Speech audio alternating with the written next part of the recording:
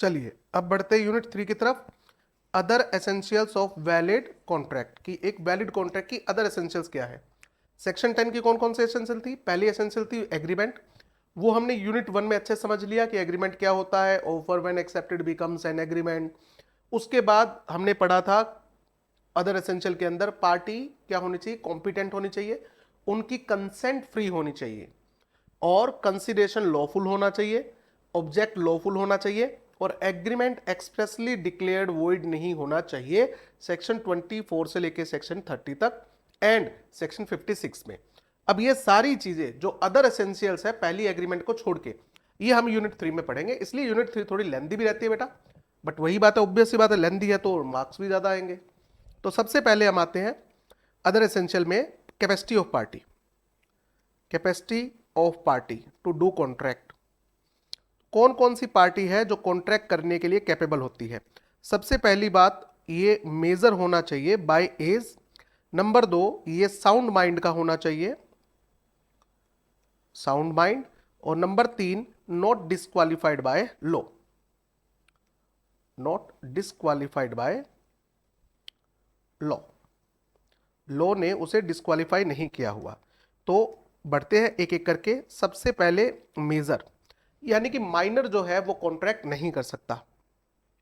Minor can not do contracts, minor जो है वो कॉन्ट्रैक्ट नहीं कर सकता।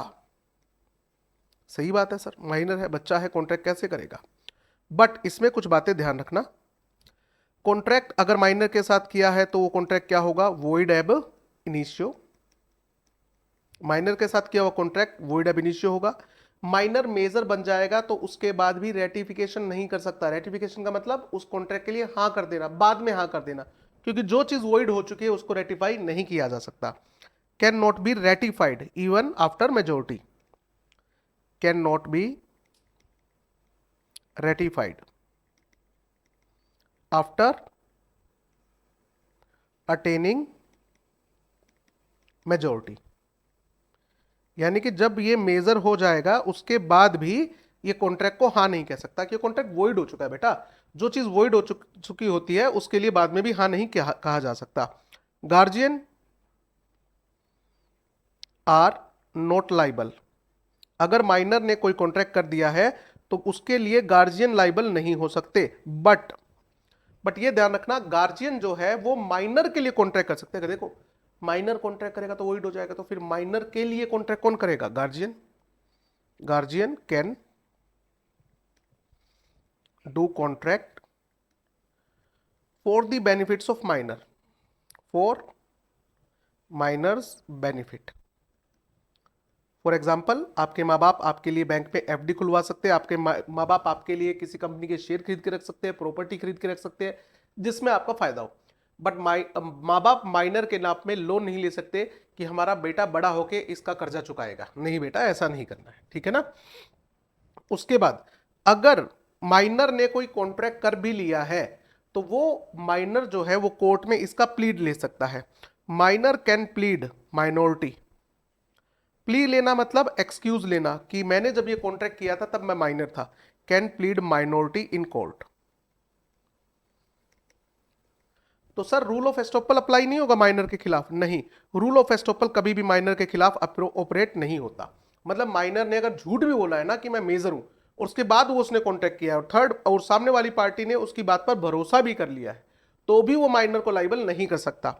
Rule of estoppel, rules of estoppel does not operate in case of, does not operate, operate मतलब apply होना,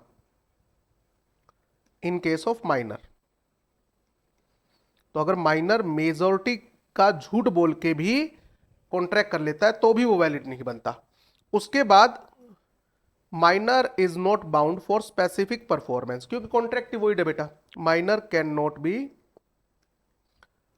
be bound for specific performance, कि आपको कॉन्ट्रैक्ट परफॉर्म ही करना पड़ेगा। अरे भाई, जो चीज वॉइड हो चुकी है उसकी परफॉर्मेंस कैसे मांग रहे हो। अगर कोई जॉइंट कॉन्ट्रैक्ट हुआ है जिसमें एक माइनर है और एक मेजर है, तो माइनर लाइबल नहीं है बट मेजर लाइबल हो जाएगा। माइनर नॉट लाइबल, बट अगर मेजर है दूसरी पार्टी तो ऑब्वियस सी बात है वो लाइबल हो जाएगी। ठीक है, फॉर एग्जांपल एक प्रोमिजरी नोट पर दो प्रोमिजर है, ठीक है, एक माइनर है एक मेजर है, तो पेई जो मेजर बंदे को है उसको लाइबल कर सकता है एज प्रोमिजर, बट माइनर को लाइबल नहीं किया जा सकता। क्लियर है? उसके बाद माइनर बेनिफिशियरी हो सकता है, minor can be beneficiary, minor can be beneficiary. ये जो प्रोविजन बनाया गया है वो इसलिए बनाया गया है ताकि कोई माइनर को बहला फुसला के उसका फायदा ना उठा ले।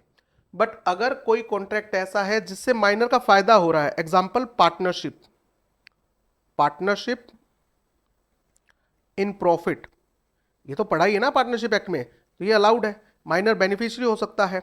अगर कोई कॉन्ट्रैक्ट नेसेसिटी के लिए किया गया है, कॉन्ट्रैक्ट फॉर नेसेसिटीज या नेसेसरीज, तो ये वैलिड रहेगा। नेसेसरीज का मतलब क्या है? नेसेसरीज का मतलब फूड, रेजिडेंस, एजुकेशन,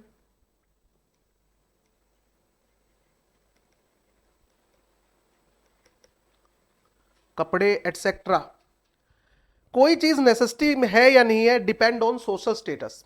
ठीक है, माइनर का सोशल स्टेटस क्या है, एंड दूसरी चीज कि माइनर के पास ऑलरेडी वो चीज नहीं होनी चाहिए। एग्जांपल, आप आज के टाइम में अगर मैं मोबाइल की बात करूं, अगर आप 16-17 साल के बच्चे हो तो मोबाइल आपकी नेसेसिटी में है, बट आईफोन वो नेसेसिटी में नहीं होता बेटा, वो तो लग्जरियस आइटम होगी ना, वो नेसेसिटी नहीं है। प्लस में अगर आप कोई 10-15 हजार का फोन ऑलरेडी आपके पास है और आप एक फोन और खरीदना चाहते हो तो क्या वो आपकी नेसेसिटी है? नहीं, वो नेसेसिटी नहीं है, क्योंकि आपके पास ऑलरेडी उसकी सप्लाई है। ओके, उसके बाद माइनर कभी भी इंसॉल्वेंट नहीं हो सकता, क्योंकि माइनर की कभी लाइबिलिटी आती नहीं ना, तो इंसॉल्वेंट कैसे हो जाएगा बेटा? माइनर कभी भी इंसॉल्वेंट नहीं हो सकता। माइनर जो है वो fully paid up shares hold कर सकता है, पार्टली पेड अप नहीं कर सकता, ये होल्ड कर सकता है। माइनर जो है वो टोर्ट के लिए लाइबल रहेगा, लाइबल फॉर टोर्ट। टोर्ट का मतलब क्या है? अगर उसने कोई गड़बड़ की है तो उसके लिए वो लाइबल हो जाएगा। फॉर एग्जाम्पल, आपने अपने दोस्त से गिटार उधार लिया, बेलमेंट पे लिया 5 दिन के लिए, और उसके बाद माइनर ने वो गिटार आगे किसी को बेच दिया या आगे किसी और को दे दिया, तो बेटा ये टोर्ट है। टोर्ट का मतलब होता है सिविल रॉन्ग। ठीक है, तो उसके लिए माइनर लाइबल हो जाएगा। इसके बारे में अगर आपको डिटेल में समझना है तो आप मुझे डायरेक्ट कॉल कर सकते हैं या आप मेरे डिटेल लेक्चर भी देख सकते हैं। ठीक है, तो ये पॉइंट हो गए अपने माइनर को लेके। दूसरा पॉइंट आता है person must be of sound mind. बंदा क्या होना चाहिए? साउंड माइंड का होना चाहिए। ठीक है, साउंड माइंड का मतलब क्या है? At the time of contract. कब होना चाहिए साउंड माइंड का? जब उसने कॉन्ट्रैक्ट किया था, at the time of contract.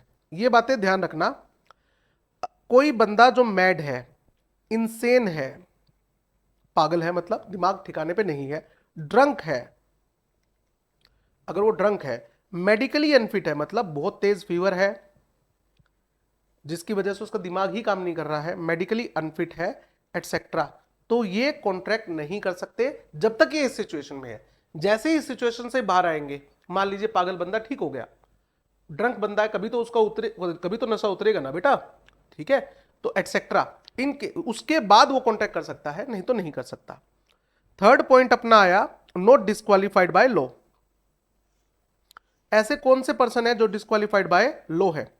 Alien enemy. Alien enemy का मतलब एलियन वो दूसरे ग्रह से आया वो बंदा नहीं, यहां पर एलियन एनिमी का मतलब फॉरेनर, और एनिमी का मतलब एक ऐसी फॉरेन कंट्री का सिटीजन जिसके साथ हमारा आउटब्रेक ऑफ वॉर है। अभी जैसे ऑपरेशन सिंदूर जब चल रहा था तब इंडिया पाकिस्तान का ऑफिशियली वॉर डिक्लेयर हो गया था, तो जब तक ये वॉर चलता है उस वॉर के दौरान कोई भी इंडियन सिटीजन किसी भी पाकिस्तान सिटीजन के साथ कोई कॉन्ट्रैक्ट नहीं कर सकता, और अगर कोई कॉन्ट्रैक्ट ऑलरेडी किया हुआ है तो वो तब तक सस्पेंड रहेंगे जब तक ये वॉर चलता रहेगा। जैसे भी यूक्रेन और रशिया का वॉर चल रहा है, ऑफिशियल डिक्लेयर है।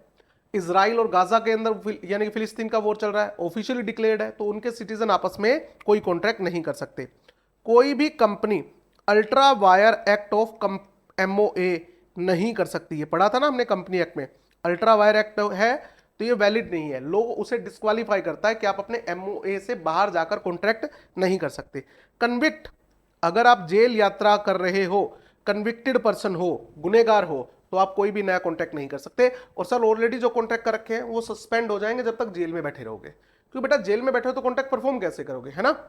इंसॉल्वेंट, अगर एक बंदा इंसॉल्वेंट हो गया है तो आज के बाद वो कॉन्ट्रैक्ट नहीं कर सकता, और जो कॉन्ट्रैक्ट ऑलरेडी किए हुए थे वो सस्पेंड हो जाएंगे बेटा। तो जब कॉन्ट्रैक्ट परफॉर्म ही नहीं कर सकता तो फिर कॉन्ट्रैक्ट जब इंसॉल्वेंट ही हो जाएगा तो परफॉर्म कैसे करेगा, तो उसके ऊपर कोई लीगल ऑब्लिगेशन तो आएगी नहीं, एटसेट्रा। ये कुछ पॉइंट थे। उसके बाद हम आते हैं अगला पॉइंट। तो देखो सबसे पहले सेक्शन 10 के अंदर क्या था, एग्रीमेंट होना चाहिए। दूसरा क्या था, पार्टी मस्ट बी कॉम्पिटेंट। तीसरा एसेंशियल, ये सेकंड एसेंशियल था। थर्ड एसेंशियल में आएंगे, कंसेंट क्या होनी चाहिए, फ्री होनी चाहिए, फ्री कंसेंट। तो भैया पहले तो ये समझो कि कंसेंट होती क्या है। कंसेंट का मतलब क्या होता है, एग्री करना, agreement over same thing in same sense. इसको हम कंसेंस एब आइडम भी कहते हैं, सेम चीज पर सेम सेंस में एग्री करना, ठीक है। फ्री कंसेंट का मतलब क्या है, फ्री का मतलब क्या है, किस चीज से फ्री, फ्री फ्रॉम कॉर्शियन। सबसे पहले क्या है, कॉर्शियन।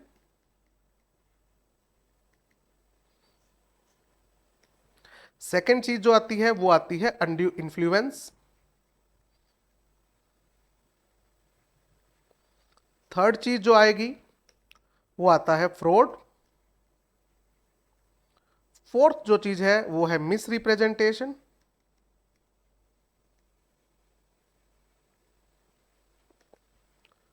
फिफ्थ चीज जो है वो है मिस्टेक।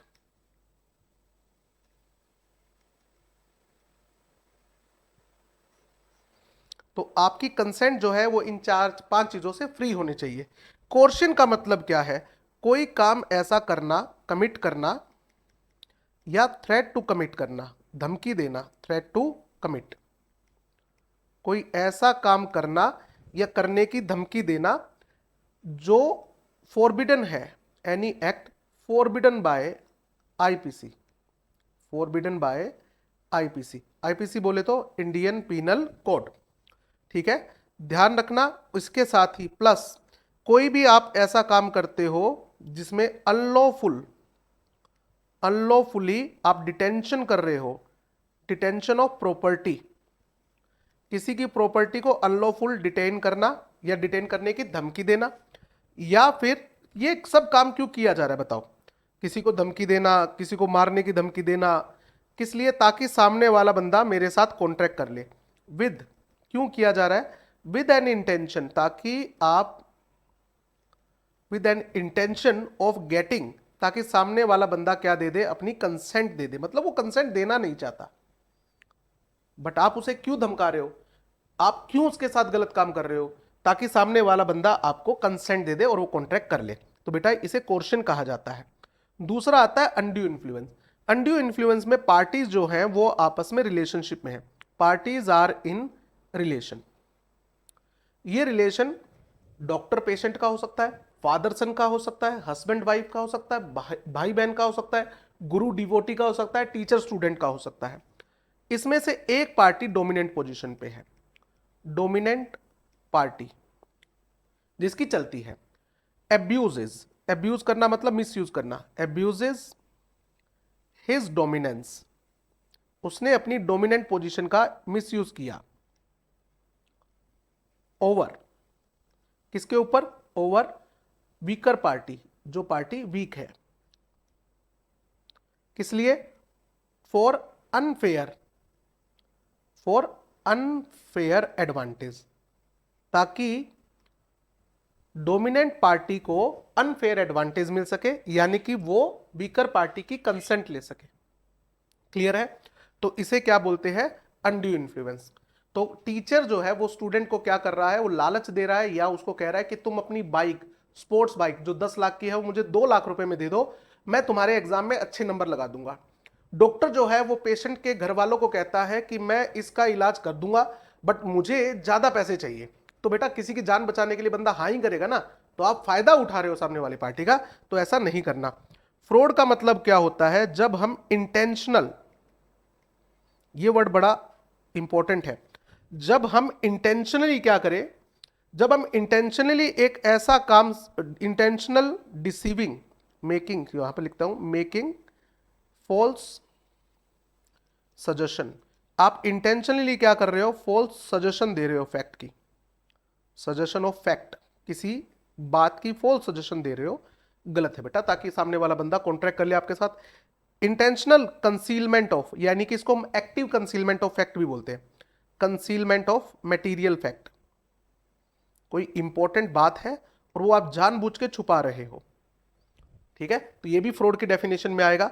इंटेंशनली आप एक ऐसा प्रॉमिस कर रहे हो जिसको पूरा करने की आपकी कोई इंटेंशन नहीं है, promise not without intention, without intention of performance या ऑफ परफॉर्मिंग इट, आपको पता है कि मैं ये प्रॉमिस पूरा नहीं करूंगा, फिर भी आप इस प्रॉमिस को कर रहे हो, तो ये फ्रॉड है बेटा। जब आपको पता है ये आप काम को करना ही नहीं है तो आप प्रॉमिस क्यों कर रहे हो। इंटेंशनल एक्ट टू डिसीव, किसी पार्टी को डिसीव करने का कोई भी ऐसा एक्ट, एटसेट्रा, ये सब किसकी डेफिनेशन में आते हैं, फ्रॉड की डेफिनेशन में आते हैं।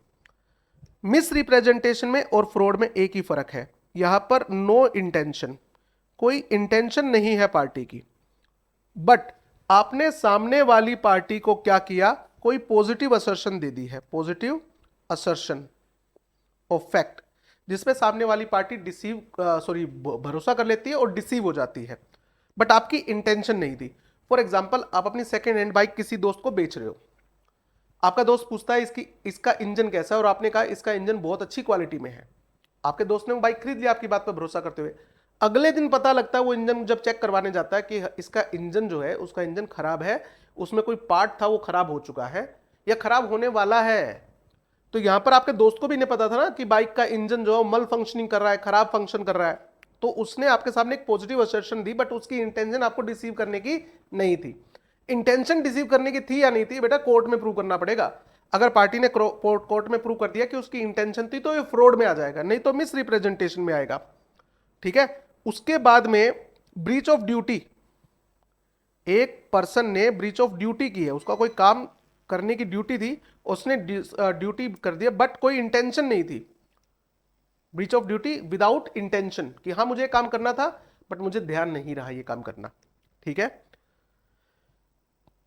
कोई भी ऐसा एक्ट जिसके ऊपर सामने वाली पार्टी ने भरोसा कर लिया है, यानी कि नो इंटेंशन, और आपने एक फॉल्स स्टेटमेंट दे दी है, फॉल्स स्टेटमेंट, आपको भी नहीं पता था कि ये स्टेटमेंट फॉल्स है, और जिसपे सामने वाली पार्टी ने बिलीव कर लिया, अदर पार्टी बिलीव्स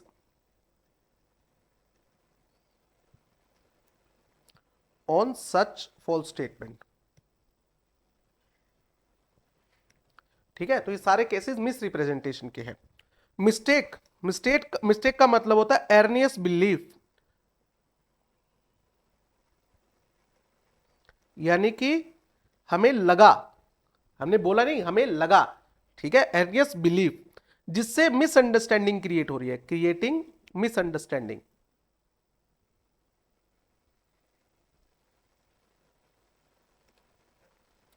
मिस्टेक जो है उसको दो हिस्सों में बांटा गया है। किस चीज की मिस्टेक, मिस्टेक ऑफ फैक्ट, कोई बात, कोई material fact, mistake of law, कानून की मिस्टेक।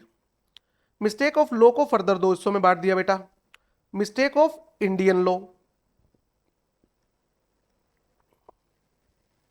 तो बेटा कॉन्ट्रैक्ट कर रहे हो और इंडियन हो, इंडिया में हो, तो भैया कोई एक्सक्यूज नहीं मिलेगा, क्योंकि हर बंदे को इंडियन लॉ की नॉलेज होनी चाहिए। अगर आप इंडिया में हो और कोई काम कर रहे हो और उस काम के लिए किसी पर्टिकुलर एक्ट को फॉलो करना था और आप वो फॉलो नहीं कर रहे हो, तो कोई एक्सक्यूज थोड़ी मिलता है कि मुझे एक्ट की नॉलेज नहीं थी, होनी चाहिए थी। अगर फॉरेन लॉ है तो बेटा हम ये तो सपोज नहीं कर सकते ना कि हर बंदे को हर कंट्री के एक्ट की नॉलेज होगी। तो यहां पर फॉरेन लॉ को कैसे ट्रीट किया जाता है, मिस्टेक ऑफ फैक्ट की तरह, कि आपको उस बात का पता था या नहीं पता था। अब मिस्टेक ऑफ फैक्ट को दो हिस्सों में बांट देंगे। मिस्टेक हो गई सर किसी मटेरियल फैक्ट पे, किसकी गलती, दोनों पार्टी की, बायलेटरल मिस्टेक, इसे हम बोलते हैं bilateral mistake, both parties are at mistake. तो बेटा जब दोनों ही पार्टी मिस्टेक पे है तो फिर कंसेंस एबाइडम यानी कि agreement over same thing in same sense है ही नहीं, तो बायलेटरल मिस्टेक में कॉन्ट्रैक्ट क्या हो जाता है, वॉइड हो जाता है बेटा। बट अगर यूनिलेटरल मिस्टेक है, एक पार्टी की गलती है तो दूसरी पार्टी क्यों भुगते भाई, एक पार्टी गलती कर रही है तो वो अपनी गलती की सजा भुगते, यहां पर कॉन्ट्रैक्ट क्या रहेगा, वैलिड रहेगा। बाकी इन चार केसेस में, कोर्शन में, अनड्यू इन्फ्लुएंस में, फ्रॉड में और मिस रिप्रेजेंटेशन में, contract becomes voidable, contract becomes voidable at the option of, at the option of aggrieved party.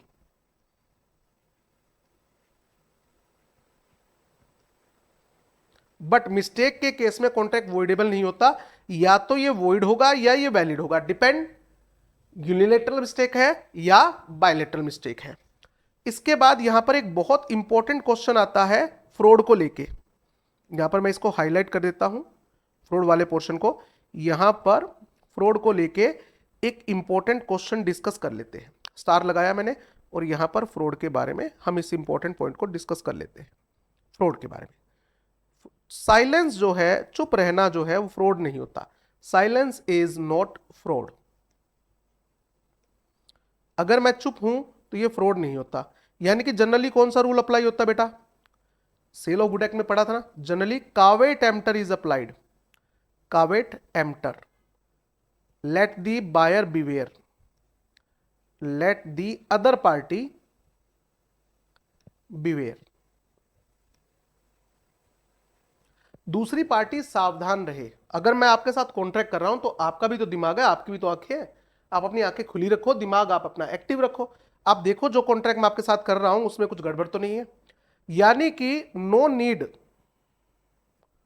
To disclose defects which are in the knowledge, in the knowledge of both parties. For example, मैं अपनी गाड़ी आपको बेचना चाहता हूं, second hand गाड़ी है, आप मेरी गाड़ी देख रहे हो और आपको दिख रहा है उसमें जो टेल लाइट है वो टूटी हुई है, तो बताओ क्या मैंने छुपाया, नहीं। क्या आपको दिख नहीं रहा, दिख तो रहा है। तो ये जो डिफेक्ट है मेरी गुड्स में, ये दोनों पार्टी को दिख रहा है, तो मैंने आपसे छुपाया कहां है, यहां तो आपकी गलती, कल को बाद में आपको अरे टेल लाइट टूटी हुई थी तो मैं तो पैसे कम दूंगा या आप अपनी गाड़ी वापस लो, तो मैंने थोड़ी छुपाया बेटा, ये तो आपने ध्यान नहीं दिया। तो इस केस में मैंने कोई फ्रॉड नहीं किया, आपके सामने जैसी गुड्स थी आपके सामने थी, आपको चेक करनी चाहिए थी। तो जनरली जो साइलेंस है इज नॉट फ्रॉड, ठीक है, चुप रहना कभी फ्रॉड नहीं होता। बट मैंने वर्ड क्या यूज किया, जनरली, तो इसका मतलब एक्सेप्शंस तो होंगी बेटा। कौन कौन से ऐसे केसेस है जहां पर चुप रहना फ्रॉड के इक्विवेलेंट होता है। नंबर 1, जहां पर ड्यूटी होती है पार्टी की, ड्यूटी टू स्पीक, आपकी ड्यूटी बनती है कि आप बोलो, मटेरियल फैक्ट है, आपको डिस्क्लोज करना पड़ेगा, बताना पड़ेगा, और अगर आप वहां पर चुप हो तो आपका चुप रहना क्या माना जाएगा, फ्रॉड माना जाएगा। ऐसे कौन कौन से केसेस है सर जहां पर मुझे बोलना चाहिए और मैं चुप हूं तो फ्रॉड मान लिया जाएगा। अगर आप फिड्यूसरी पोजीशन पर स्टैंड कर रहे हो तो, फिड्यूसरी पोजीशन का मतलब पोजीशन ऑफ ट्रस्ट, सामने वाला बंदा आप पे भरोसा कर रहा है कि ये बंदा मेरे साथ चीटिंग नहीं कर सकता। इंश्योरेंस के कॉन्ट्रैक्ट में सारे फैक्ट डिस्क्लोज होने चाहिए। इंश्योरेंस कॉन्ट्रैक्ट, अगर कुछ भी मटेरियल फैक्ट डिस्क्लोज नहीं किया तो ये फ्रॉड माना जाएगा और इंश्योरर जो है वो कॉन्ट्रैक्ट को अवॉइड कर सकता है। मैरिज के कॉन्ट्रैक्ट में जो भी फैक्ट है वो क्लियर किया जाए, मैरिज कॉन्ट्रैक्ट, उसमें सारे फैक्ट डिस्क्लोज होने चाहिए। अगर किसी भी फैक्ट पर आप साइलेंट हो तो वो इक्विवेलेंट टू फ्रॉड ही माना जाएगा। सेम ऐसा ही फैमिली सेटलमेंट के केस में, बंटवारे के केस में सारी बातें क्लियर होनी चाहिए, अगर कुछ भी छुपाया गया है तो फ्रॉड माना जाएगा। फैमिली सेटलमेंट जो हमने यूनिट 2 में डिस्कस किया था। शेयर अलॉटमेंट के कॉन्ट्रैक्ट, कंपनी जब भी शेयर इश्यू करती है तो प्रोस्पेक्टस में सारे फैक्ट को डिस्क्लोज करना पड़ता है। अगर कोई मटेरियल फैक्ट आपने नहीं लिखा तो आप ये नहीं कह सकते मुझसे गलती हो गई, वो फ्रॉड के इक्विवेलेंट माना जाएगा। शेयर अलॉटमेंट कॉन्ट्रैक्ट्स, ये कुछ कॉन्ट्रैक्ट ऐसे हैं जहां पर ड्यूटी टू स्पीक होती है, अगर आपने कुछ भी फैक्ट डिस्क्लोज नहीं किया तो हम ये मान लेंगे आपने क्या किया है, फ्रॉड किया है। दूसरा आता है silence is equivalent to speech, silent is equivalent to speech, जहां पर चुप रहना बोलने के इक्वल माना जाएगा। यह ऐसा तब होता है जब पार्टी ने एक पार्टी ने दूसरी पार्टी को क्लियरली बोल दिया है कि अगर मैं गुड्स का सिलेक्शन कर रहा हूं और उसमें कोई गड़बड़ हो तो आप मुझे टोक देना, ठीक है। तो अगर मैं गुड्स का सिलेक्शन कर रहा हूं तो आपको मुझे टोकना पड़ेगा। इफ यू डोंट स्पीक, ये पहले ही कह दिया है, इफ यू डोंट स्पीक, मैं ये मान लूंगा कि मैं बिल्कुल सही गुड्स खरीद रहा हूं। अगर मैं गुड्स सिलेक्ट कर रहा हूं और सेलर ने कुछ नहीं बोला कि नहीं ये गुड्स मत खरीदो, ये आपके काम की नहीं है, तो मैं ये मान लूंगा कि वो गुड्स मेरे लिए सही है। I will assume dash dash dash.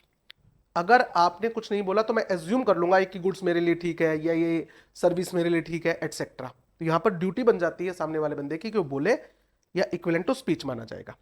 तो ये कुछ केसेस थे, ठीक है। तो सबसे पहली चीज क्या थी अपनी सेक्शन 10 के अंदर? सेक्शन 10 में सबसे पहली चीज हमारी थी एग्रीमेंट, वो हमने यूनिट 1 में डिस्कस कर लिया। दूसरा कैपेसिटी ऑफ पार्टी, और नंबर 3 फ्री कंसेंट, ये भी हमने डिस्कस कर लिया। चौथा पॉइंट क्या आता है? Fourth element, essential element of the contract, legality of object and consideration. Contract का जो ऑब्जेक्ट है और जो कंसीडरेशन है वो क्या होना चाहिए? लीगल होना चाहिए। Legality of object and consideration. सबसे पहली बात, किसको आप इलीगल बोलते हो? Not forbidden. कोई भी ऐसा काम कर सकते हो जिसको किसी भी कानून ने मना नहीं किया हुआ। नॉट फॉरबिडन बाय लॉ, मतलब आप उसी कॉन्ट्रैक्ट को कर सकते हो, वही ऑब्जेक्ट सेट कर सकते हो जो किसी कानून में मना नहीं है। Number 2, does not defeat, does not defeat the provisions of law, जो किसी लॉ के प्रोविजंस को डिफीट ना करे। एग्जाम्पल, क्या इंसान खरीदना और बेचना अलाउड है? नहीं अलाउड है, फॉरबिडन बाय लॉ। आप इंसान खरीद और बेच नहीं सकते, human trafficking is not allowed. कोई बात नहीं सर, तो आपको अपना बच्चा किसी को बेचना है तो बेच सकते हो? नहीं बेच सकते। आप गोद देना चाहो तो गोद दे सकते हो। तो सर मैं कॉन्ट्रैक्ट कर लेता हूं कि मैं अपना बच्चा उसको गोद दे रहा हूं और वो मुझे गिफ्ट दे रहा है 25 लाख रुपए, तो मैं ये कॉन्ट्रैक्ट तो कर सकता हूं ना कि वो मुझे गिफ्ट दे रहा है और मैं बच्चा उसे गोद दे रहा हूं। अरे भाई नाम दे दिया आपने तो गोद का, साफ दिख रहा है कि आप बच्चा बेच रहे हो। तो अगर हम इस तरह के कॉन्ट्रैक्ट अलाउ कर देंगे तो आप एक्ट के पर्पस को क्या कर रहे हो? डिफीट कर रहे हो। ऐसे एग्रीमेंट जो किसी एक्ट के प्रोविजंस को डिफीट करे या पर्पस को डिफीट करे वो भी वैलिड नहीं होता, वो भी इलीगल ही माना जाता है। कोई भी ऐसा एग्रीमेंट जो फ्रॉडुलेंट हो, मतलब जिसका पर्पस सामने वाली पार्टी के साथ फ्रॉड करना हो, जैसे ये आती है ना MLM कंपनीज होती है कि आप 2 बंदे पकड़ के लाओ फिर आपको 4,000 का चेक मिलेगा, फिर उसके नीचे वो 4 बंदे पकड़ के लाएंगे तो आपको 20,000 का चेक मिलेगा। ऐसा कोई धंधा नहीं होता बेटा, ये सब फ्रॉड होते हैं। तो कोई भी ऐसा कॉन्ट्रैक्ट जिसमें, जैसे लक्ष्मी चिट फंड, आपने सुना है ना, वो हेरा फेरी मूवी आई थी, फिर हेरा फेरी 21 दिन में पैसा डबल, तो बेटा ऐसा नहीं होता। इस तरह का कोई भी एग्रीमेंट या कॉन्ट्रैक्ट करोगे तो वॉइड ही होगा, ठीक है। इंजरी, अगर आप इंजरी पहुंचाना चाहते हो, इंजरी टू एनी पर्सन और प्रॉपर्टी, कोई कॉन्ट्रैक्ट कर रहे हो किसी प्रॉपर्टी को या किसी इंसान को नुकसान पहुंचाने का, तो बेटा तो गलत है ना, ठीक है। कोई भी ऐसा एग्रीमेंट या कॉन्ट्रैक्ट जो इमोरल हो या अपोज टू पब्लिक पॉलिसी हो, अपोज टू पब्लिक पॉलिसी, ये सारे एग्रीमेंट जो है ये क्या कहलाते हैं? इलीगल कहलाते हैं, ठीक है। तो ये ऐसे एग्रीमेंट नहीं होने चाहिए। अगर आपने कोई ऐसा एग्रीमेंट या कॉन्ट्रैक्ट गलती से कर लिया है, अगर मान लीजिए अनलॉफुल है, तो फिर क्या हो जाएगा? तो पहले तो ये बताओ, अनलॉफुल पूरा अनलॉफुल है या पार्ट में फुल? तो बेटा कॉन्ट्रैक्ट क्या होगा? वॉइड होगा। इन पार्ट, सर कुछ पार्ट लॉफुल है कुछ अनलॉफुल है, क्या ये सेवरेबल है? नॉट सेवरेबल, ये सीवर नहीं हो सकता, अलग नहीं हो सकता। तो पूरा कॉन्ट्रैक्ट क्या होगा? वॉइड होगा। सर सेवरेबल है तो only legal portion will be valid. जो लीगल पोर्शन है वो वैलिड होगा और जो इलीगल पोर्शन है यानी कि अनलॉफुल पोर्शन है वो वॉइड हो जाएगा, ठीक है। ओके सर, ये अपोज टू पब्लिक पॉलिसी वाला पॉइंट जो है ये क्या है? कौन कौन से ऐसे एग्रीमेंट है जिनको अपोज टू पब्लिक पॉलिसी कहा जाता है? बेटा अभी एक बताया trading with enemy, trading with enemy. अगर किसी कंट्री के साथ हमारी कंट्री का वॉर डिक्लेयर हो गया है तो उस कंट्री के साथ या उस कंट्री के सिटीजन के साथ किसी भी तरह का ट्रेड नहीं होगा, और अगर आप ट्रेड कर रहे हो तो पब्लिक पॉलिसी के अगेंस्ट माना जाएगा, ये अनलॉफुल है बेटा। Stifling prosecution, stifling prosecution, sir ये प्रोजिक्यूशन क्या होता है? कानूनी कार्रवाई। प्रोजिक्यूशन का मतलब क्या होता है? कानूनी कार्रवाई। थोड़ा सा डिटेल में समझ लेते हैं। यानी कि आप एग्रीमेंट कर रहे हो, agreement to prevent proceedings, prevent करना मतलब रोकना, प्रोसीडिंग्स, आपके ऊपर कोई केस चल रहा है, आप उस केस को रन करने से, फ्रॉम रनिंग, प्रिवेंट करना चाहते हो कि मेरे ऊपर ये केस ना चले, तो इस तरह का एग्रीमेंट विद फोर्स, जबरदस्ती, तो ये स्टिफलिंग प्रोजिक्यूशन कहलाता है। अगर आपने किसी के साथ एग्रीमेंट किया है कि मेरे ऊपर कानूनी कार्रवाई ना की जाए, केस को आगे ना बढ़ाया जाए, तो ये वैलिड नहीं है, ये अनलॉफुल है। ठीक है, ध्यान रखना। अगर आप कंपाउंडिंग ऑफ ऑफेंस की बात कर रहे हो, कंपाउंडिंग ऑफ ऑफेंस का मतलब क्या होता है? कोर्ट में अपील करना, और कोई ऑफेंस आपने कर दिया है तो उस ऑफेंस में अगर आपको जेल हो रही है तो आप रिक्वेस्ट कर सकते हो कोर्ट में कि जज साहब मुझे फाइन के लिए कह दिया जाए, मतलब मैं फाइन भरने के लिए तैयार हूं, मुझे जेल ना भेजा जाए। Every offence is not compoundable, ध्यान रखना। ये एक्ट के सेक्शन में लिखा होता है कि ये कंपाउंडेबल है या नहीं है। दूसरी बात, ये जज की मर्जी होती है कि वो उसे कंपाउंड करे या ना करे। कंपाउंडिंग ऑफ ऑफेंस मतलब जेल की सजा को फाइन में कन्वर्ट कर देना इज परमिटेड, क्योंकि कोर्ट के थ्रू होता है बेटा। ऐसा नहीं कि जज के सामने आपने पैसे फेंके और कहते वो जो 3 महीने की जेल सुनाई है ना तूने मुझे, वो माफ कर दे और ये पकड़ 2 लाख रुपए, वहां पर जज के ऊपर होता है बेटा, लीगली जाना पड़ता है उसके लिए। थर्ड जो आता है, ये आता है ट्रैफिकिंग। ट्रैफिकिंग का मतलब cell purchase, trafficking of public title. Public title का कोई एग्जांपल दोगे आप? पद्म भूषण, अर्जुन अवार्ड, ठीक है, खेल रत्न, भारत रत्न, पब्लिक टाइटल, इन्हों पब्लिक टाइटल्स कहा जाता है। ठीक है, पब्लिक टाइटल्स। क्या गवर्नमेंट इनकी खरीद बेच कर सकती है कि 50 करोड़ रुपए दो हम आपको पद्म भूषण दे देंगे? नहीं बेटा। पब्लिक डेजिग्नेशन, या इसको हम बोलते हैं ऑफिसेज, गवर्नमेंट जॉब। तो क्या गवर्नमेंट जॉब खरीदी और बेची जा सकती है कि मैं आपको 50 करोड़ रुपए दूंगा, मुझे आईएएस बना दो? हालांकि होता है बट इलीगल है ना बेटा। पब्लिक टाइटल का एग्जांपल पद्म भूषण अवार्ड, ये बिकते नहीं है बेटा, ये कमाए जाते हैं। अगर आपने देश के लिए सेवा की है, अपने देश के लिए कुछ किया है तो आपको मिलता है, इसको खरीदा या बेचा नहीं जा सकता, ये अलाउड नहीं है। कोई भी ऐसा एग्रीमेंट जिससे मोनोपोली क्रिएट होती हो, एग्रीमेंट क्रिएटिंग मोनोपोली, बेटा मोनोपोली से गवर्नमेंट का या पब्लिक का फायदा नहीं होता, नुकसान होता है। तो इस तरह के एग्रीमेंट हमेशा क्या माने जाते हैं? वॉइड माने जाते हैं, क्योंकि इससे पब्लिक का फायदा नहीं होता। अगर मोनोपोली क्रिएट होता है तो प्राइस बढ़ता है ना, अपनी इकोनॉमिक्स से पढ़ाई होगा। ठीक है, कोई भी ऐसा एग्रीमेंट जो शादी करवाने का हो, marriage brokerage agreement, marriage brokerage agreement, ये वॉइड होते हैं बेटा। सर ये मैरिज ब्रोकरेज एग्रीमेंट क्या होते हैं? Arrange wife for me, wife for me, for money, for money consideration, मैं तुम्हें पैसे दूंगा, तुम मेरे लिए वाइफ अरेंज करके दो। ओ भाई ऐसा ऐसा नहीं होता। शादी करनी है नहीं करनी है, किससे करनी है, तुम वो तुमसे शादी करेगा नहीं करेगा, इट इज पर्सनल चॉइस, है ना। तो सर ये मैरिज ब्यूरो वाले भी तो यही करते हैं? नहीं बेटा, कैसी बातें कर रहे हो। मैरिज ब्यूरो वाले सिर्फ डेटा प्रोवाइड करते हैं, जो बायोडेटा उनके पास आते हैं वो शेयर करते हैं कि इस लड़की को शादी करनी है और आपके लड़के को शादी करनी है, देखो बात बनती है तो ठीक है, हम आपको डेटा प्रोवाइड करने के पैसे लेते हैं, गारंटी नहीं लेते कि आपकी शादी हो जाएगी। तो मैरिज ब्यूरो जो होते हैं ना बेटा, वो इससे, इस स्कोप से बाहर है। मैरिज ब्यूरो वाले are not included in this section. इस सेक्शन में मैरिज ब्यूरो इंक्लूड नहीं होते हैं। मैरिज ब्यूरो का एग्रीमेंट करना है, कॉन्ट्रैक्ट करना अलाउड है। अगला जो आता है इसमें आता है interference in with course of justice, interference with course of justice.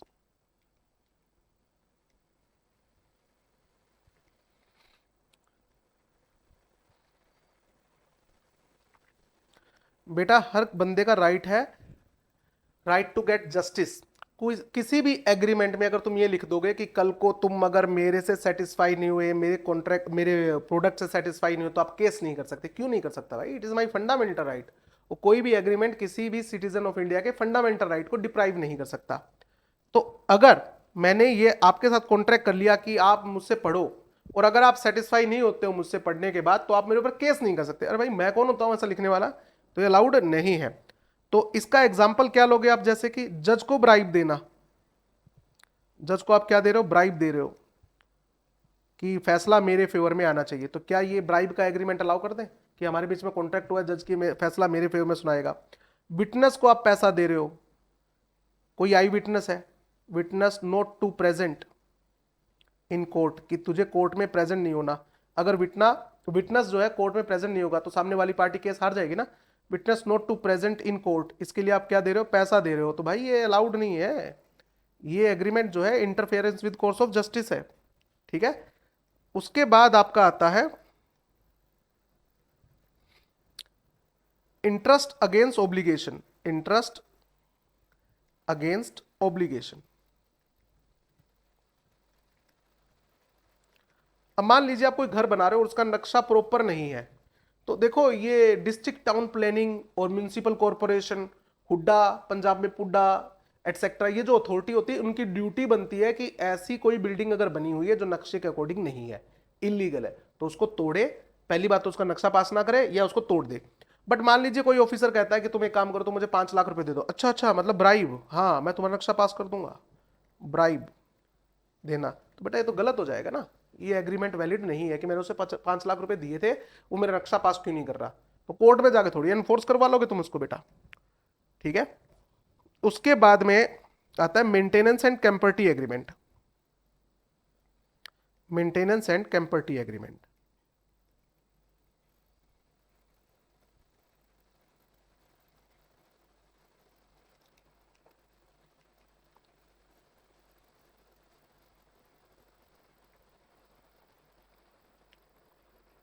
Maintenance and champerty agreement क्या होता है वो समझिए बेटा। मेंटेनेंस एग्रीमेंट में क्या होता है? मैं प्रॉमिस कर रहा हूं, promise to maintain the suit.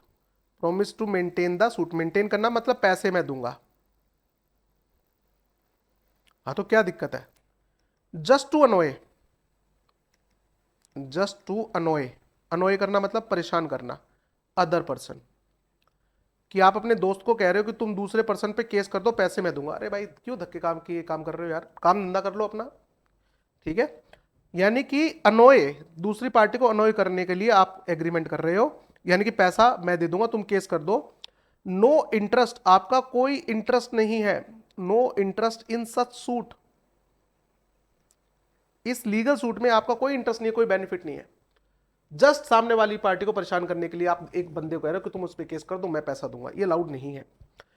कैंपर्टी agreement में क्या होता है? कैंपर्टी एग्रीमेंट में मैं आपको असिस्टेंस देने का वादा करता हूं। Assistance, agreement to assist in legal suit, कि लीगल सूट में मैं आपको असिस्टेंस दूंगा, पैसे दूंगा, या मैं आपकी तरफ से आपका केस लड़ूंगा, और जो प्रोसीडिंग आएगी उसको हम शेयर कर लेंगे। ठीक है। For the share of proceedings, कि जो भी प्रोसीडिंग्स आएगी, जो भी पैसा मिलेगा वो हम बांट लेंगे। बेटा देखो, अगर ये जो आप मांग रहे हो, शेयर मांग रहे हो प्रोसीडिंग में, अगर ये रीजनेबल है तो वैलिड है। बट अगर आप अनरीजनेबल मांग रहे हो तो ये क्या हो जाएगा? वॉइड हो जाएगा। इसके बारे में और डिटेल में समझना है तो आप मुझे फोन कर सकते हो या मेरे लेक्चर डिटेल में देख सकते हो। क्लास नोट से भी समझ में आ जाएगा, क्योंकि उसमें मैंने डिटेल पिक्चर बनाई हुई है, कार्टून बनाकर आपको समझाया हुआ है। तो आपको क्लास नोट चाहिए तो भी आप मुझसे कॉन्टेक्ट कर सकते हो।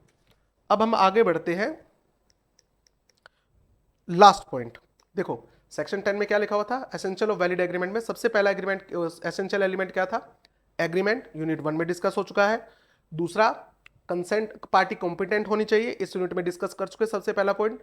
उसके बाद तीसरा पॉइंट, कंसेंट फ्री होनी चाहिए, वो भी हम डिस्कस कर चुके हैं। चौथा, ऑब्जेक्ट और कंसिडरेशन दोनों क्या होने चाहिए? लीगल होने चाहिए, वो भी हम डिस्कस कर चुके हैं। लास्ट एलिमेंट जो आता है वो आता है agreement not expressly declared void. Agreement not expressly declared void. ऐसे कौन कौन से एग्रीमेंट है जिसको कॉन्ट्रैक्ट एक्ट में क्लियरली लिखा हुआ कि भाई ये एग्रीमेंट मत करना, वॉइड है। तो देखो बेटा लिस्ट लंबी चौड़ी है, पहले हम वो पॉइंट जो हम ऑलरेडी कर चुके हैं वो मैं साइड में लिख देता हूं। अगर party incompetent to do contract है तो कॉन्ट्रैक्ट वॉइड होगा, ये हम डिस्कस कर चुके।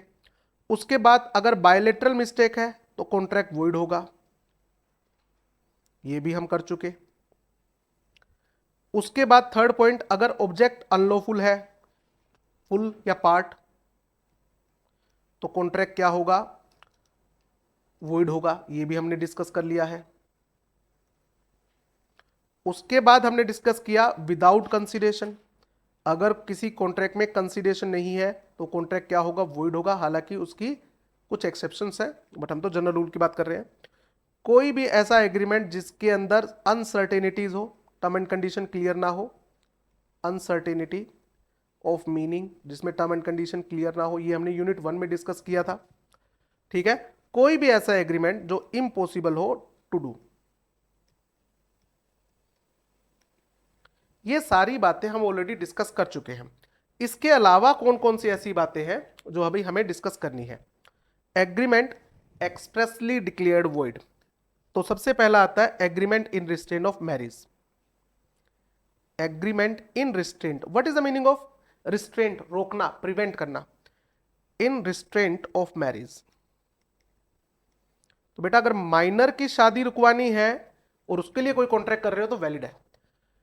बट अगर आपने किसी के साथ कॉन्ट्रैक्ट किया कि मैं तुम्हें पैसे दूंगा और तुम एग्रीमेंट करो या कॉन्ट्रैक्ट करो कि तुम जिंदगी भर शादी नहीं करोगे या उस पर्सन के साथ शादी नहीं करोगे, तो ये एग्रीमेंट वॉइड होता है। हर किसी की पर्सनल चॉइस होती है कि वो शादी करे या ना करे, और जिससे चाहे उससे करे। तो अगर किसी के साथ कॉन्ट्रैक्ट कर रहे हो कि वो शादी नहीं करेगा जिंदगी भर किसी के साथ, तो ये कॉन्ट्रैक्ट वैलिड नहीं होता, ये वॉइड होता है। क्लियर है। उसके बाद जो आता है agreement in restraint of trade. Agreement in restraint of trade, ये फंडामेंटल राइट है बेटा अपना। तो एक सिटीजन ऑफ इंडिया जो है वो पूरे इंडिया में कहीं भी कोई भी लीगल बिजनेस कर सकता है या लीगल प्रोफेशन परफॉर्म कर सकता है। कोई भी ऐसा एग्रीमेंट जो उसके ऊपर बिजनेस करने से रोक लगाए, वो एग्रीमेंट वॉइड होता है। हालांकि ये मोस्ट इंपॉर्टेंट टॉपिक की कैटेगरी में आता है, तो इसकी कुछ एक्सेप्शंस भी हैं बेटा, वो मोस्ट इंपॉर्टेंट है। एक्सेप्शन, 4 एक्सेप्शन है इसकी, और ये चारों एक्सेप्शन जो है ये बहुत इंपॉर्टेंट है। सबसे पहली एक्सेप्शन क्या आती है बेटा, sale of goodwill by person. Sale of goodwill by person या कंपनी, कंपनी भी एक आर्टिफिशियल पर्सन है ना। हाँ, तो इसमें क्या होता है कि पर्सन जो है वो गुडविल सेल कर रहा है। गुडविल सेल का मतलब क्या है, मैं एक लोकल एरिया में, लोकल का मतलब लिमिटेड एरिया, मैं लिमिटेड एरिया में सिमिलर बिजनेस नहीं करूंगा। ये नहीं कह रहा कि कोई बिजनेस नहीं करूंगा, सिमिलर बिजनेस नहीं करूंगा जिससे आपको तकलीफ हो रही है। कितना भी टाइम हो सकता है, टाइम कितना भी हो सकता है, 10 साल, 20 साल, 50 साल, 100 साल। 100 साल तक बंदा नहीं जीता बेटा, कंपनी तो जीती है ना, तो टाइम कितना भी हो सकता है। ठीक है, ये तीनों कंडीशन पूरी होनी चाहिए। ये तीनों कंडीशन अगर पूरी हो रही है तो इसे कहा जाता है कि जो टर्म्स है वो क्या है, रीजनेबल है। रीजनेबल टर्म्स है सेल ऑफ गुडविल की, तो ये वैलिड हो जाता है कि बेटा पैसे मिल रहे हैं सामने वाली पार्टी को। मुझे कोई पैसा देता है कि इस एरिया के अंदर ये धंधा नहीं करना, मैं कहता हूं ठीक है मैं इस एरिया में ये धंधा नहीं करूंगा, पैसे मिल रहे हैं बदले में, तो इसे बोलते हैं सेल ऑफ गुडविल। ठीक है। सेकंड जो एक्सेप्शन आती है वो आती है पार्टनरशिप को लेके। ये हमने पार्टनरशिप एक्ट में भी पढ़ा था कि पार्टनरशिप एग्रीमेंट में लिखा जा सकता है क्या, कि जो फर्म के पार्टनर्स है, एक्टिव पार्टनर्स है, can not do any business other than firms business. जो एक्टिव पार्टनर फर्म के बिजनेस के अलावा कोई और बिजनेस नहीं करेंगे। मतलब आपको सारा ध्यान कहां देना है, फर्म के बिजनेस में देना। फर्म के बिजनेस से जो प्रॉफिट आएगा वो इनमें बटेंगे। तो बेटा मैं बिजनेस करने से कहां रोक रहा हूं, मैं कर रहा हूं फर्म के धंधे पे ध्यान दो, उससे सबका फायदा होगा। या फिर आप रिस्ट्रिक्शन लगाना चाहो तो ये भी लगा सकते हो कि जो आउटगोइंग पार्टनर है, outgoing partner will not do similar business. जो फर्म का बिजनेस है वो बिजनेस आप परफॉर्म नहीं करोगे इन लिमिटेड एरिया, जहां तक फर्म का एरिया है, लिमिटेड एरिया। तो ये टर्म्स तो रीजनेबल होगी ना बेटा, कि आप फर्म के बिजनेस के साथ कंपीट नहीं करोगे फर्म के पार्टनरशिप फर्म छोड़ने के बाद। इसका अगर आपको लॉजिक समझना है तो आप उससे कॉल्स पे समझ सकते हो। अभी रिवीजन क्लास है फास्ट ट्रैक, तो बेटा मैं उसके हिसाब से करवा रहा हूं। थर्ड जो आता है एम्प्लॉयमेंट एग्रीमेंट। आप कहीं पर एम्प्लॉय हो और उस एम्प्लॉयमेंट एग्रीमेंट में जो टर्म्स लिखी हुई है रीजनेबल लिखी हुई है, ठीक है। नॉट टू कंपीट, जिसमें लिखा हुआ है not to compete with employer, कि आप एम्प्लॉयर के साथ कंपीट नहीं करोगे, यानी कि जब तक मेरे पास काम कर रहे हो आप सेम बिजनेस नहीं करोगे, नहीं तो एम्प्लॉयर का नुकसान कर रहे हो। Not to compete with employer, not to compete with employer. तो इस तरह का एग्रीमेंट करना तो अलाउड है बेटा। एम्प्लॉयर इतनी तो सेफ्टी लेके चलेगा ना कि एम्प्लॉय जो मेरी गोभी ना खोद दे, मेरा ही नुकसान ना कर दे। तो ये जो है एक्सेप्शन में है, ये अलाउड है। बाकी agreement in state of trade allowed नहीं होता। उसके बाद हम आते हैं थर्ड, कौन कौन से ऐसे एग्रीमेंट है जो डिक्लेयर्ड वॉइड है। एक मिनट मैं इसको थोड़ा सा ठीक कर देता हूं ताकि आपको कंफ्यूजन ना हो जाए नोट्स में। तो ये एक्सेप्शन है सेकंड पॉइंट की।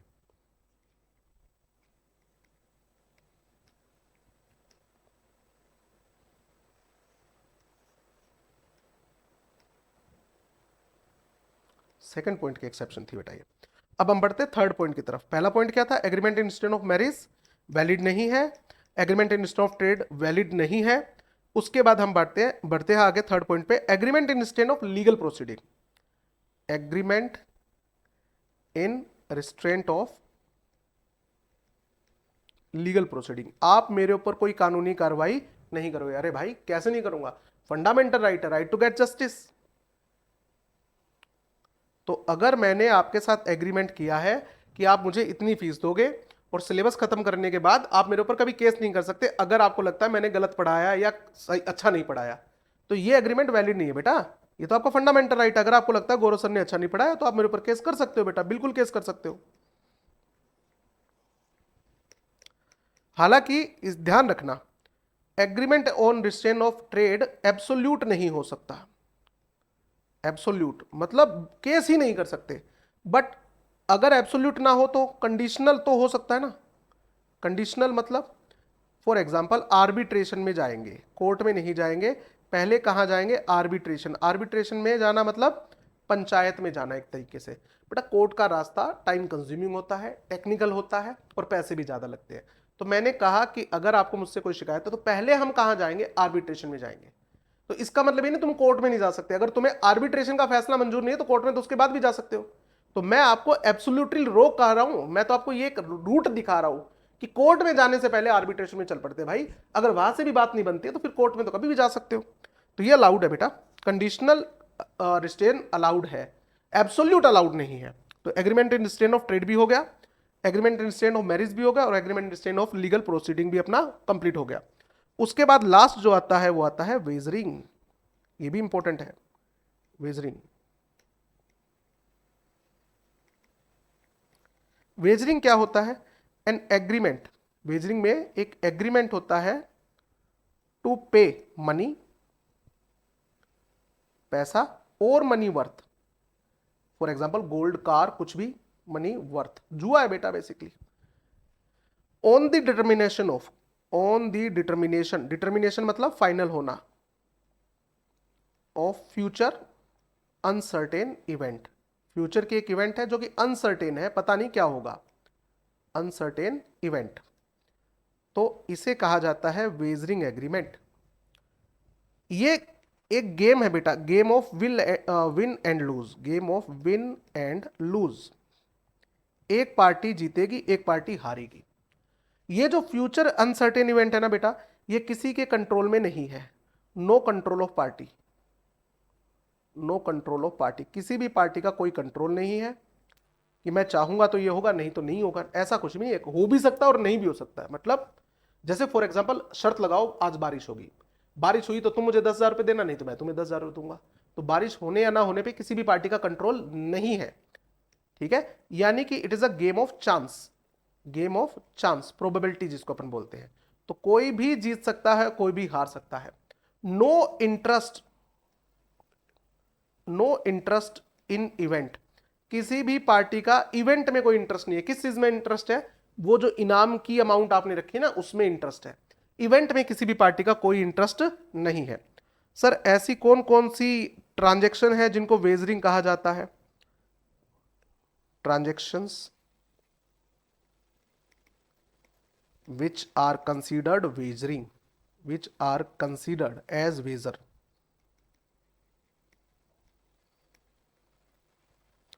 एग्जाम्पल है नंबर 1 लॉटरी। हरियाणा में अलाउड नहीं है, पंजाब में अलाउड है, दिल्ली में अलाउड नहीं है। तो लॉटरी बेटा अगर गवर्नमेंट ऑफ इंडिया लॉटरी को अलाउ भी कर देगी ना, तो गवर्नमेंट को इसमें टैक्स मिलता है। तो पंजाब गवर्नमेंट को टैक्स की अच्छी खासी कमाई होती है। तो it is a matter of state government कि लॉटरी को अलाउ करना है या नहीं करना है। गवर्नमेंट अगर अलाउ भी कर देगी ना बेटा, तो वो वेजरिंग का ही कॉन्ट्रैक्ट है। वो हालांकि जो लॉटरी का बिजनेस रन करेगा उसको सजा नहीं मिलेगी क्योंकि गवर्नमेंट ने अलाउ कर रखा है। गवर्नमेंट अगर किसी भी गलत काम को भी लीगल बना देगी तो अलाउड है ना बेटा। जैसे मैच में सट्टेबाजी अलाउड नहीं है, बट स्टॉक मार्केट में सट्टेबाजी गवर्नमेंट की ऐप के थ्रू, गवर्नमेंट के थ्रू करना वो अलाउड है। ड्रीम 11 जो है वो अलाउड कर रखा गवर्नमेंट ने। बट अगर गवर्नमेंट कहते हैं नहीं ड्रीम 11 भी अलाउड नहीं है, तो फिर वो इलीगल हो जाएगा। तो लॉटरी का बिजनेस हमेशा क्या होता है? वॉइड होता है, क्योंकि इसमें गेम ऑफ चांसेस होता है बेटा। यहां पर कोई स्किल यूज नहीं होता है। कोई भी लॉटरी जीत सकता है। सेकेंड एग्जाम्पल इसका वो आता है क्रॉसवर्ड पजल। क्रॉसवर्ड पजल, क्योंकि बेटा पजल है ना, आजकल सारे बच्चे क्या करते हैं आपको पता ही है, गूगल पे देख लेंगे आंसर और उसके बाद सभी आंसर भेज देंगे। बट सभी को इनाम नहीं मिलता है। फिर वो जितने भी आंसर आए, जो सही आंसर आए ना, उसको एक मटके में रखा जाएगा, एक बॉक्स में रखा जाएगा और फिर रैंडमली 3 बंदे निकाले जाएंगे। तो मतलब गेम ऑफ चांस ही हुआ, गेम ऑफ लकी तो हुआ, गेम ऑफ प्रोबेबिलिटी तो हुआ। स्किल कहां यूज हुआ इसमें? क्योंकि आंसर तो आपको गूगल पे मिल जाएंगे। Number 3 horse race. अगर प्राइज मनी 500 से कम है तो ₹500 प्राइज मनी। अगर प्राइज मनी 500 से कम है तो वो हॉर्स रेस वेजर है। मतलब 500 या 500 से ज्यादा है तो फिर वेजरिंग की डेफिनेशन में नहीं आएगी, फिर वो गवर्नमेंट के अकॉर्डिंग चल रही है। फोर्थ आता है स्पेक्युलेटिव ट्रांजैक्शन। सट्टा, स्पेक्युलेटिव ट्रांजैक्शन, तो ये भी वेजरिंग के अंदर आती है। कौन कौन सी ऐसी ट्रांजैक्शन है जो वेजरिंग लगती है बट वेजरिंग नहीं है? Transactions not considered as wager या वेजरिंग, मतलब वैलिड है। Number 1 chit fund. चिटफंड बेटा एक सेविंग स्कीम है। चिटफंड जो है वो सेविंग स्कीम है। इसमें लोगों को पैसा डूबता नहीं है। इसके अंदर लोग पैसा डालते हैं, फिक्स अमाउंट डालते हैं और हर महीने एक पर्ची निकाली जाएगी। तो जिसकी पर्ची निकलती है उसको थोड़े ज्यादा पैसे मिलते हैं। जिसकी पर्ची नहीं निकलेगी, उन्होंने जितना पैसा जमा करवाया एक सर्टेन पीरियड के बाद वो पैसा उनको वापस मिलता है। तो ये एक सेविंग स्कीम होती है बेटा, चिटफंड है जो। दूसरा कमर्शियल ट्रांजैक्शन या शेयर मार्केट की ट्रांजैक्शन। कमर्शियल ट्रांजैक्शन जो गवर्नमेंट ने अलाउ कर रखी है, और शेयर मार्केट ट्रांजैक्शन जो गवर्नमेंट के थ्रू होती है। गेम ऑफ स्किल जहां पर यूज होते हैं, गेम ऑफ स्किल जहां पर आपका स्किल यूज होगा, या एथलेटिक कंपटीशन।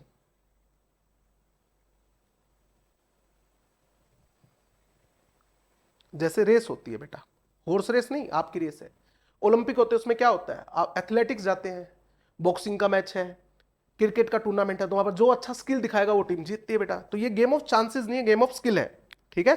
और फोर्थ इंश्योरेंस का बिजनेस जो होता है। इंश्योरेंस के बिजनेस में भी अनसर्टेनिटी होती है, बट इंश्योरेंस कंपनी को प्रीमियम मिल रहा होता है। तो कल जैसे फॉर एग्जांपल आपका व्हीकल है, आपने अपने व्हीकल का इंश्योरेंस करवा रखा होगा, तो कल को अगर आपका व्हीकल चोरी हो जाता है या आपके व्हीकल का एक्सीडेंट हो जाता है, तो डैमेज कौन भरेगा? Insurance company. फ्री में दे रही है क्या? नहीं, प्रीमियम लिया है। और अगर आपका व्हीकल का इंश्योरेंस आपके व्हीकल का एक्सीडेंट नहीं होता है या आपका व्हीकल चोरी नहीं होता पूरे साल में, तो जो प्रीमियम आपने दिया वो लैप्स हो जाता है, मतलब वो उनका फायदा। और अगर एक्सीडेंट हो गया तो आपका फायदा। फायदा तो नहीं है बेसिकली, बट क्यों बोला जाए ऐसे। ठीक है। तो ये सारे पॉइंट भी अपने कंप्लीट हो गए। इसके बारे में अगर और कुछ आपको डिटेल में समझना हो पॉइंट, तो बेटा आप मुझे बेझिझक कॉल कर सकते हो। 7 से 9 के बीच में नंबर मैं आपको ग्रुप में प्रोवाइड करवा दूंगा। थर्ड यूनिट जो सबसे बड़ी यूनिट थी इस चैप्टर की, वो कंप्लीट हो चुकी है। अब हम बढ़ते हैं फोर्थ यूनिट की तरफ।